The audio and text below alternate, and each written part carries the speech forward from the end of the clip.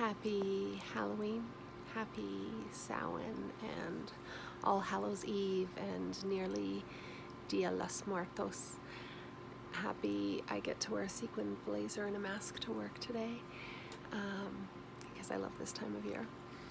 And as much as I love the dressing up and taking my kids out walking in the evening and feeling spooked, I also love connecting into maybe a deeper meaning of this year, of this idea that this is the time when the veils between our world and the next thin, and that maybe it's possible to see a little further, to be in touch with things that maybe we don't have access to at different times of the year.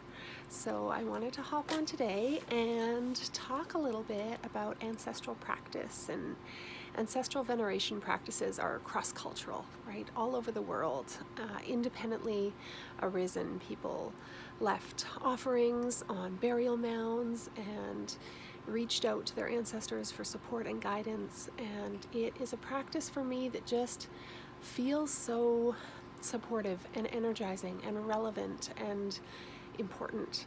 And I love to speak to it this time of year. So I've written a little blog post, but I thought I would also make a short video of just a short, simple how-to guide if you're curious about diving into this sort of work.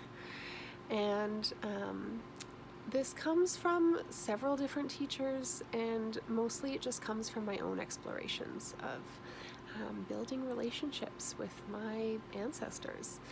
And I think that, like relationship building is, it's personal, and it might look different between you and your people, but hopefully my experience can serve as a bit of a jumping off point if you're curious about getting going on your own. So I think we live in a world where ancestors and the dead aren't, beyond an initial mourning period, they're sort of forgotten. Maybe on anniversaries we think of them, but there isn't a culture, like you have in Mexico, of this yearly celebration of the dead and reconnection and leaving offerings. And so I find that when people dive into this and start to reach out and attempt to connect with their ancestors, it often, it feels like they're excited, and it can be a really juicy, energetic practice. So if it's something you're curious about, setting aside, it doesn't have to be a daily thing, but at least a couple of times a week, try to take 15 minutes or half an hour and kind of regularly dive in at first as a way to start building that relationship.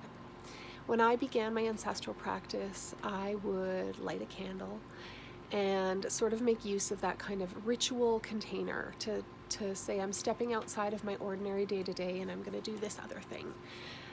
So lighting a candle was helpful for me.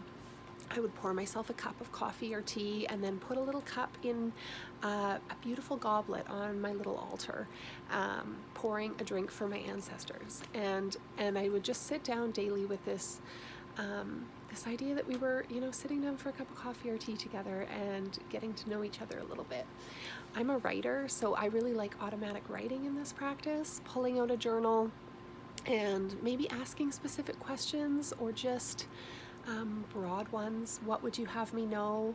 And with automatic writing, the idea is that we just put our pen to the paper and we write. We don't censor, we don't question, we don't let that critical mind jump in and be like, this is really weird, you're just making this up. We just suspend disbelief and follow where our hand and pen want to take us, and just go with it without stopping, and then come back and read it and see what comes up. It's often really rich.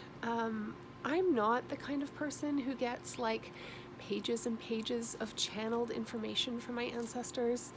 My ancestors are very no nonsense and practical, and they were busy, hardworking people in their lives, and they don't have a lot of time for shenanigans and nonsense even in their afterlives. It's practical tips that come through, this sense of we love you, of course we support you, and go eat a sandwich, take a nap, whatever really needs to happen next, which is something I think all of us need those reminders sometimes. What else? Oh, boundaries. Yeah. So for me, this is like a non-negotiable piece of ancestral work. And it's just a firm boundary, and it's not even something that I have to like worry about or fight up against, because it's just such a non-negotiable. It's like I only work with healthy, well-meaning, helpful ancestors, and it doesn't matter where your people came from. The past several centuries have been hugely traumatic across the globe, and there are unhealthy people in our family minds. There are wounded people, and this work for me is not about talking to ghosts and healing their wounds.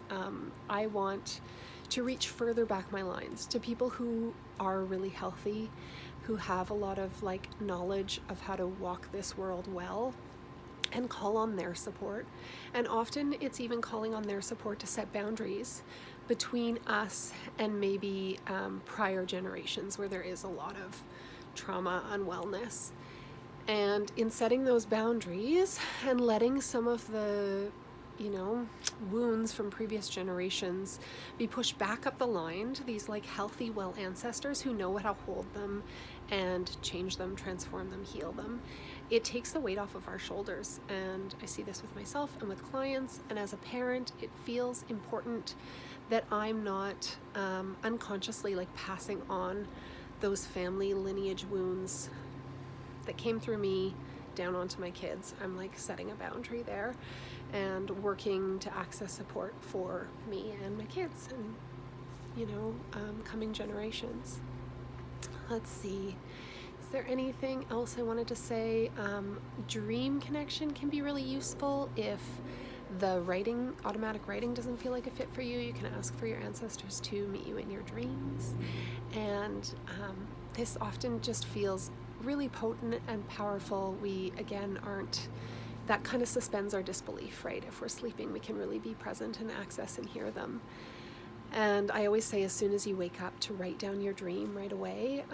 Even if you just have a figment of like, oh, I think I dreamt about this person, this grandparent. I feel like writing that glimpse down can often flesh it out and help us remember other pieces of the dream or maybe other messages. So I think that's a really valuable practice. And then we can also consider journey work. That sort of diving into the imaginal realm as a way to connect with our ancestors, our guides. And I think you can find these sorts of things online. I'm really careful about allowing myself to be in a suggestible state with an unknown guide. So if you're finding some sort of online guided Meet Your Ancestors meditation, definitely give it a listen through first with a critical ear before you dive right in. I also do this work with folks on the table, short journeys during acupuncture sessions or body work sessions, and sometimes having somebody else hold that space in that ritual container is a safe way to access if it's been tricky for you to get to those sort of imaginal places in the past. Needles and body work tend to kind of drop us into that like pre-sleep meditative state where we are a little more open or suggestible. So it can be really powerful and really fun exploration. I think the other piece that is really helpful is to start to dive into any family tree research that you have access to. And this can be like asking family members. Sometimes you'll find that people have compiled family trees and there's actually a lot of information that's really easy to get. There's those sites like Ancestry.com, which are more useful if you have European ancestry, but I know that the library has a free access to it, so you don't have to pay for it. You can I think you get like a 3-month access through the library if you want to dive into some research. And even these like bare bone like names and places and birth and death dates, it doesn't seem like much, but when you start to look at them, like some really wild and powerful stories come through just with those figures. And then knowing where your people came from can be really helpful as you start to explore this relationship with your ancestors. If you know what part of the world they came from and what foods they like to eat and what they like to drink, having those as offerings on your ancestral altar, if that's something you're called to create, and maybe learning bits of languages your ancestors spoke can be so powerful. So it's just been such a juicy exploration for me, and it is the first like spiritual practice that has woven so well into my life. You know, like yoga and meditation, I had to leave the house and not be, you know, leave my kids and take time to just do this separate thing. And my ancestral practice is just like a part of my days. Like, I'm aware of my ancestors as I'm gardening, as I'm like making soup, as I'm feeding babies. This is all stuff that they know and recognize. And it feels so supportive in a season of life that can be really isolating, especially, you know, in our little nuclear family culture of doing this on my own. So it's been a really rich, juicy practice and exploration for me. And if you have any questions, I'd love to hear them, or any thoughts, any ways that you really find helpful to connect with your ancestors. I'd love to hear, and take care, and happy Halloween, happy season of spooks from mine to yours.